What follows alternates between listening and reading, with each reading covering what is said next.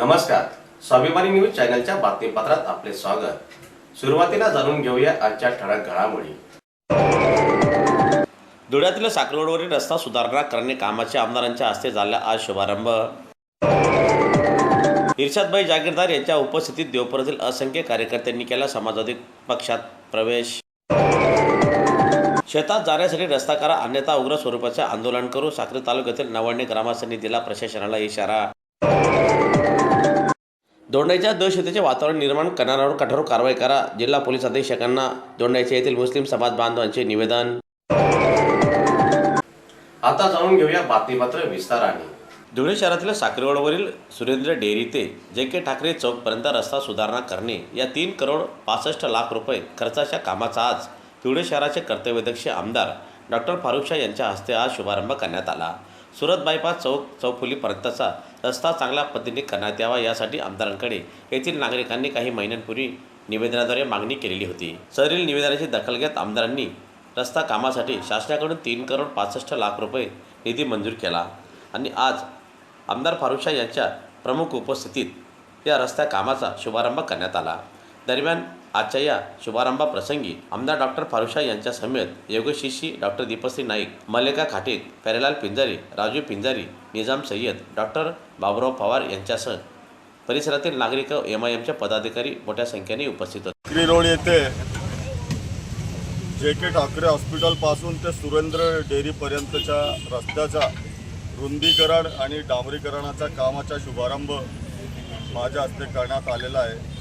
आपण बघितलं असेल, आम्ही पहिल्या टप्प्यात गुरु शिष्य स्मारकापासून ते मोती नाला पुलापर्यंतचा रस्ता डांबरीकरण केलेला होता आणि नंतर ते या रस्त्यावर लाईट पण नव्हते आणि पोल उभारून आम्ही लाईटची व्यवस्था करून दिलेली आहे। या कामासाठी आमचे ह्या प्रभागातील नगरसेवक योगेश भाऊ इशी, लखन भाऊ गोराड आणि अनेक लोकांनी माझ्याकडे मागणी केलेली होती।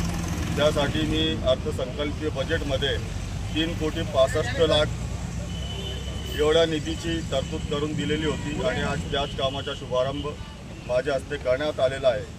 आज या प्रसंगी माझ्यासोबत आमची महिला अध्यक्षा मल्लिका मॅडम, तसेच प्यारेलालभाई पिंजारी, कैसरभाई पेंटर, लखन भाऊ गोराड, या परिसरातील नगरसेवक योगेश भाऊ इशी आणि परिसरातील नागरिक मोठ्या संख्येने इथे उपस्थित आहेत।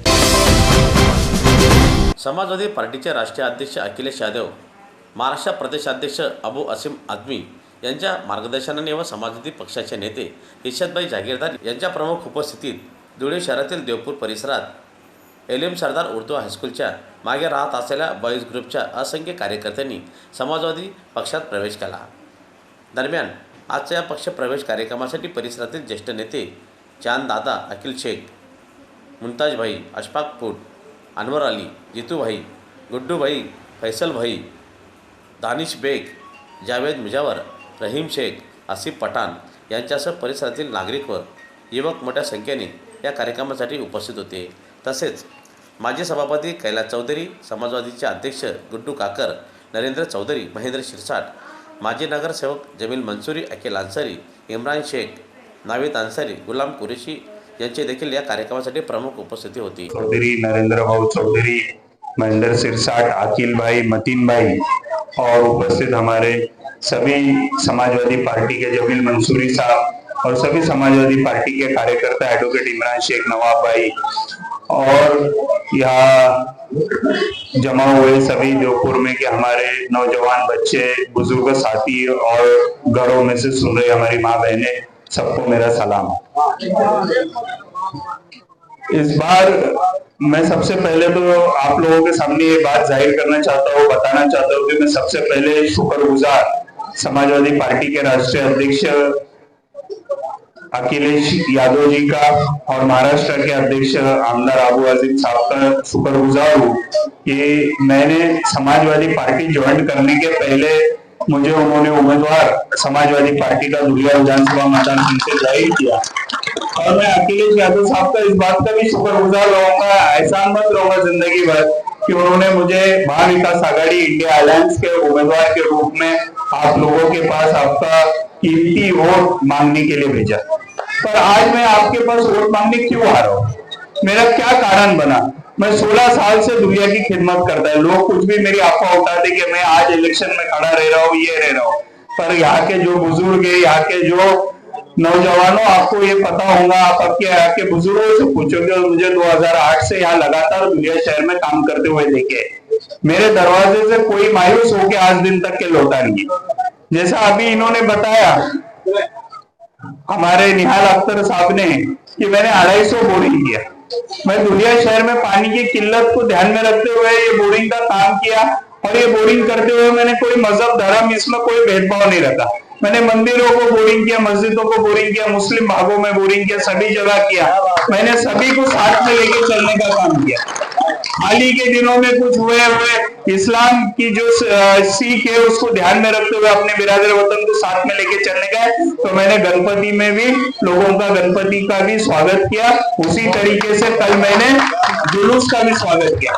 मैं राजनीति नहीं करने वाला आदमी, मेरा काम 90% समाज कारण है। समाज कारण करते हुए ही पार्टी चूज किया, तो समाजवादी पार्टी चूज किया।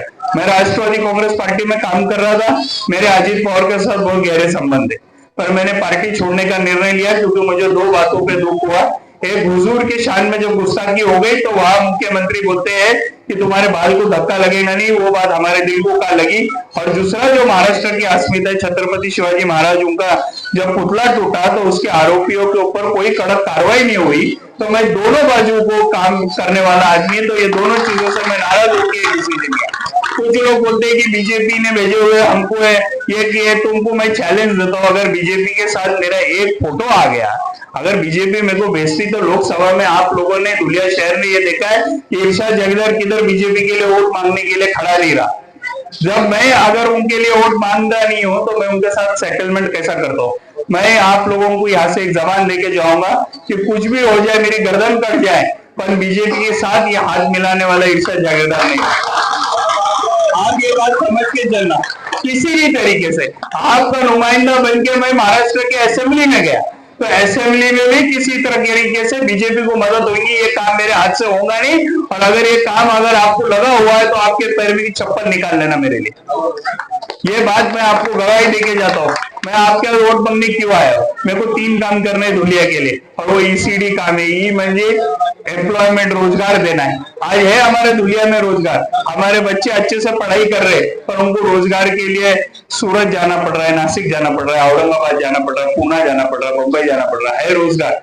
ये रोजगार इधर मैं कम से कम 5000 लोगों को रोजगार खड़े करने का काम 5 साल में करूंगा, पर इसके लिए मुझे तुम्हारी साथ चाहिए। और वो साथ ये चाहिए कि हमें बिरादर वतन, हमारे हिंदू भाइयों का और मुस्लिम भाइयों का, दोनों का साथ लगेगा। हमको शहर में शांतता का माहौल रखना पड़ेगा, क्योंकि जब ये शहर में शांतता का माहौल रहेगा तभी इस शहर के अंदर कोई भी बड़ा उद्योगपति अपनी इन्वेस्टमेंट इस शहर में करेगा। अगर शहर में अगर माहौल खराब रहेगा तो कोई इन्वेस्टमेंट आएंगी नहीं, और हम सालों साल पीछे पीछे पीछे होते जाएंगे। दूसरा काम मुझे करना है कि भ्रष्टाचार से शहर को मुक्त करना है। आज आप देखो कितने विकास काम हो रहे हैं, गली में नाली बन रही है, गलियां बन रही है, रास्ते बन रहे हैं, पर वो टिक रहे क्या? ये आप खुद जाके देखिए। अगर ये रास्ते टिकेंगे नहीं, ये अगर ये होगा नहीं, तो पैसा तो आपका ही चोर के लेके जा रहे हैं ना। कुछ लोगों की आधे रात में तरक्की हो रही है और कुछ लोग पीछे हो रहे हैं, तो ये बात इधर तो भी रुकना चाहिए, इंसाफ होना चाहिए लोगों के साथ। ये पैसा लोगों का है। हमारी माँ बहनें हर सालों से ये सुनते आ रही कि हर रोज पानी मिलेगा, आज भी 8 दिन बाद पानी मिलता है, क्यों नहीं मिल रहा है? तुम क्यों नहीं प्लानिंग कर रहे? क्यों नहीं दुनिया के लोगों को निजात दे रहे पानी की समस्या से? जबकि हमारा अक्कलपाड़ा हो गया, तापी का पानी हो गया, इतने पानी रहे बाद भी हमारे लोगों को निजात नहीं है पानी से। साक्री तालुक्यातील नवळणे गावातील शेतकऱ्यांना आपल्या शेतात ये-जा करण्यासाठी मोठ्या प्रमाणात रस्ता नसल्याने कसरत करावी लागत आहे। रस्ता होण्यासंदर्भात येथील शेतकऱ्यांनी शासनाकडे अनेक वेळा निवेदने दिली, मात्र शासनाने निवेदनाला केराची टोपली दाखविली। शिवाय शेत पाणी योजनेअंतर्गत हा रस्ता मंजूर झालेला आहे, तरी देखील रस्त्याचे काम होत नाही। त्यामुळे शेतकऱ्यांची होणारी हडसाळ तात्काळ थांबविण्यात यावी, अन्यथा नवळणे गावातील शेतकरी हे उग्र स्वरूपाचे आंदोलन करतील व होणाऱ्या दुष्परिणामास येथील प्रशासन जबाबदार राहील, असा इशारा आज भाऊसाहेब ठाकरे, माजी उपसरपंच नितीन ठाकरेसह येथील ग्रामस्थांनी दिलेला आहे। प्रतिनिधी उमाकांत अहिराव, पिंपळनेर। नवळणे शिवारातील मातोश्री पांधन रस्त्याचं काम गेल्या 2 वर्षापासून मंजूर झाले असून तरी त्या कामाचे प्रस्ताव आम्ही ग्रामपंचायतीकडे मागत असून ग्रामपंचायत आम्हाला उडाउडीची उत्तरे देत आहे। आमच्या ग्रामपंचायत प्रशासक बसलेले असून प्रशासनाकडे गेले 15 दिवसापासून आम्ही ते प्रस्ताव मागत आहे, तरी देखील प्रस्ताव आम्हाला मिळत नाही। ग्रामसेवक मॅडम आम्हाला उडाउडीचे उत्तरे देते, आता होणार नाही तर तेव्हा होणार नाही। आमच्याकडे मंजुरीचे देखील प्रस्ताव कागद आमच्याजवळ आहेत, तरी देखील मॅडम सांगते हे काम आता होणार नाही। गेल्या 2 वर्षापासून शेतकऱ्यांना अतिशय त्रासदायक काम होत आहे। पावसाळ्यात शेतकऱ्यांना कांद्याचा ट्रॅक्टर काढता येत नाही आहे, वाहनं जाता येत नाही आहे। शेतकरी हा रस्ता बघू शकता तुम्ही, शेतकरी या रस्त्याला सामोरे जाऊन अतिशय कष्टाने शेती करत आहे। तरी या प्रशासनावर व ग्रामसेवक मॅडमांवर काहीतरी तात्काळ चौकशी व्हावी। कोणत्या कारणास्तव देत नाही प्रस्ताव याची BDO साहेबांनी दखल घ्यावी अशी मी नवण्य ग्रामस्थांमार्फत विनंती करतो। मोहम्मद पैगंबर साहेब यांच्या जयंतीनिमित्ताने दोंडाईच्या येथे मिरवणूक काढण्यात आली। त्या मिरवणुकीत काही समाजकंटकांनी दगडफेक केली, त्याच्याने संपूर्ण दोंडाईच्या शहरात तणावाचे वातावरण निर्माण झालेले असून शहरात दहशतीचे देखील वातावरण निर्माण झाले आहे। त्याकरिता जिल्हा पोलीस प्रशासनाने दहशतविरहित वातावरण निर्माण करून पुन्हा सलोख्याचे वातावरण निर्माण करण्यासाठी प्रयत्न करावे। तसंच घटनेतील आरोपी असतील, त्यात हिंदू असो या मुस्लिम असो, त्यांच्यावर कारवाई करण्यात यावी, मात्र निरपराधांवर कारवाई करू नये अशी मागणी दोंडाईच्या येथील मुस्लिम समाजाचे ज्येष्ठ नागरिकांनी केलेली असून त्या संदर्भात जिल्हा पोलीस अधीक्षक यांची भेट घेत त्यांना वरील मागणी संदर्भात निवेदन देण्यात आले।